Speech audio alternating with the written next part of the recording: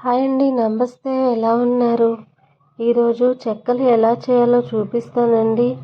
పప్పు చెక్కలు అంటారు కదా, ఈ పప్పు చెక్కలు చాలా టేస్టీగా ఉంటాయి, క్రిస్పీగా కూడా వస్తాయి. ఈ విధంగా నేను చెప్పిన విధంగా చేసినట్లయితే అన్నంలో కానీ అప్పడాల్లాగా తినొచ్చు, నంచుకొని స్నాక్స్ బాక్స్లో పెట్టుకోవచ్చు.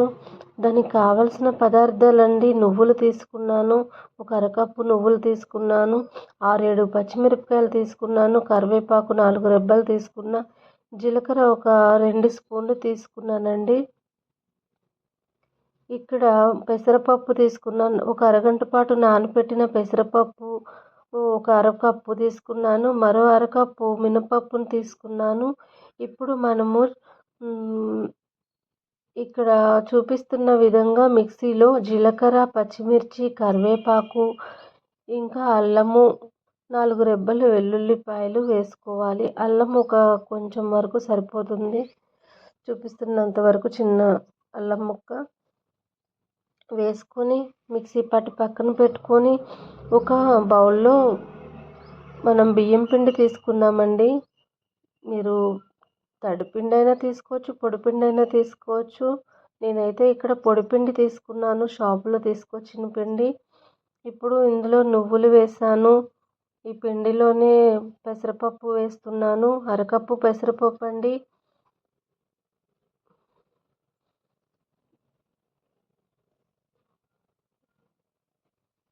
ఇందులో మినప్పప్పు కూడా వేస్తున్నానండి.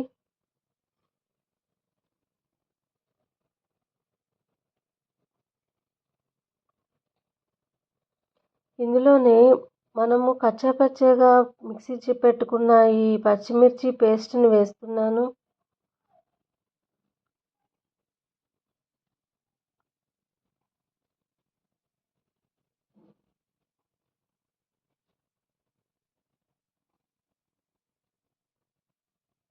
ఇప్పుడు కారం ఒక అర స్పూన్ వేసుకుందామండి. పచ్చిమిర్చి వేసినా కూడా కారం కూడా వేయాలి, టేస్ట్ చాలా బాగుంటుంది.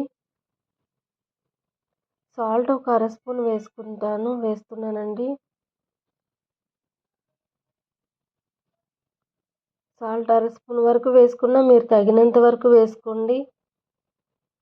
ఇప్పుడు చిన్న కళాయి పొయ్యి మీద పెట్టుకొని స్టవ్ ఆన్ చేసుకొని ఒక డాల్డా ప్యాకెట్ వేడి చేస్తున్నాను. మీరు నెయ్యి వేసుకోవచ్చు ఈ ప్లేస్లో, లేదా నూనె వేసుకోవచ్చు. నేను ఇక్కడ డాల్డా వేస్తున్నా, చాలా క్రిస్పీగా వస్తాయని డాల్డా వేడి చేస్తున్నాను. మీరు నెయ్యి అయినా, డాల్డా అయినా, నూనె అయినా ఇలా వేడి చేసి వేడిది పోయాలండి.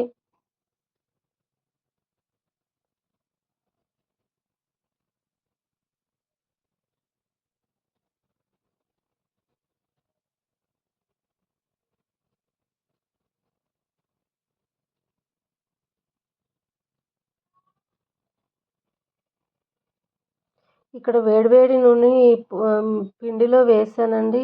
ఇప్పుడు ఇదంతా పిండి మొత్తాన్ని కొంచెం కొంచెంగా వాటర్ యాడ్ చేసుకోవాలి.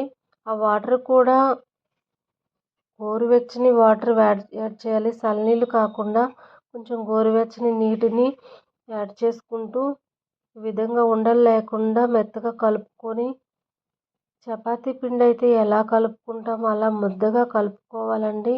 ఇక్కడ గోరువెచ్చని నీటిని పోసి కలుపుతున్నాను.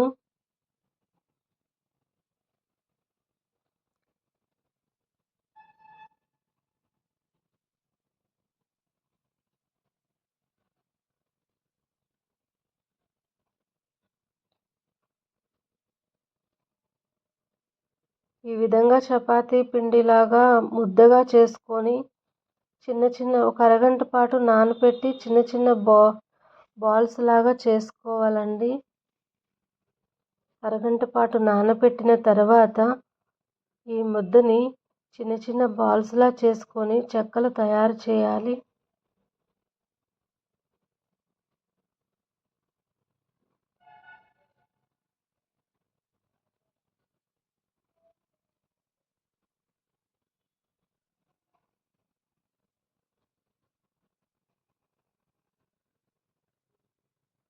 ఈ విధంగా మెత్తగా కలుపుకున్నట్లయితే మనకి చెక్కలు క్రిస్పీగా చాలా కరకరలాడుతూ చాలా బాగుంటాయి.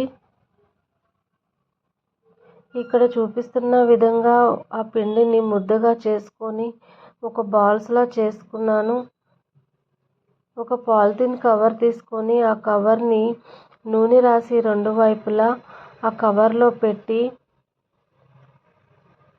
చెక్కలు ఒత్తుకోవాలండి. ఇప్పుడు మరో పక్క స్టవ్ ఆన్ చేసుకొని పెనం పొయ్యి మీద పెట్టి నూనె పోస్తున్నాను. ఒక 1/2 kg చెక్కలు కాబట్టి తగినంత వరకే నూనె పోసాను.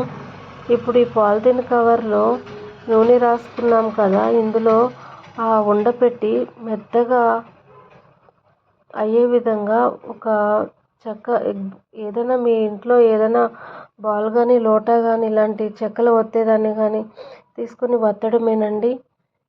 ఒత్తిన తర్వాత ఈ విధంగా చెక్క మారుతుంది. ఇప్పుడు వేడి కాగే నూనెలో వేసుకోవాలి. ఆయిల్ వేడెక్కిందో లేదో అని కొంచెం వేసి చూపిస్తున్నాను ఇక్కడ. ఆయిల్ వేడెక్కిందండి. ఈ విధంగా చెక్కలు నూనెలో వేయించుకోవాలి. వేసి బ్రౌన్ కలర్ వచ్చే వరకు వేయించాలి. మరీ కలర్ ఎక్కువ వస్తున్నా చెక్క చేదు వస్తుంది. మరీ మాడకుండా ఈ విధంగా వస్తే సరిపోతుంది.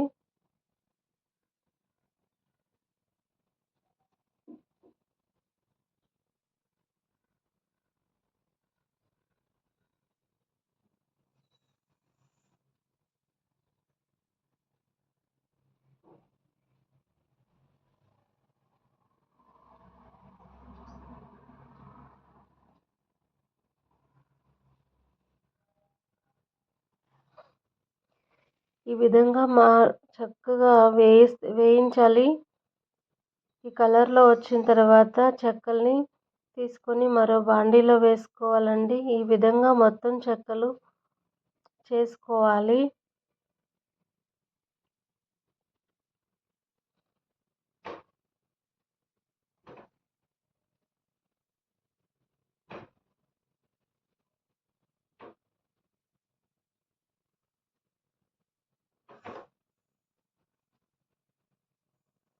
ఇంతేనండి, చెక్కలు ఎలా తయారు చేయాలో చూపించాను కదా.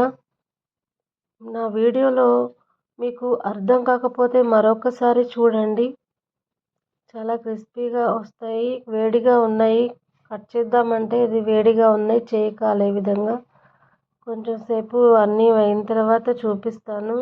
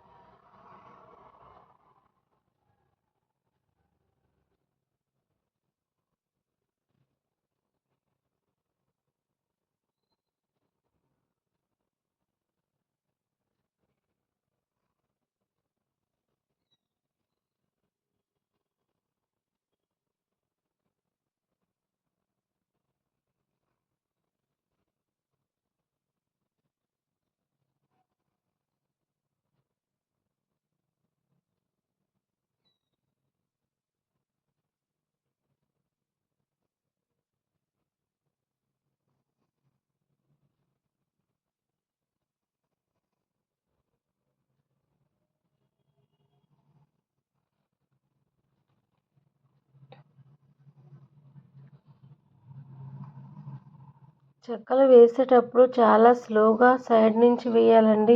లేదంటే ఆయిల్ పైకి వచ్చి చేతులు కాలుతాయి. జాగ్రత్తగా చూసుకోవాలి. ఇంతేనండి చెక్కలు. ఇప్పుడు చూస్తున్న విధంగా చెక్కలు చూడండి క్రిస్పీగా కరకరలాడుతూ ఎలా వచ్చాయో.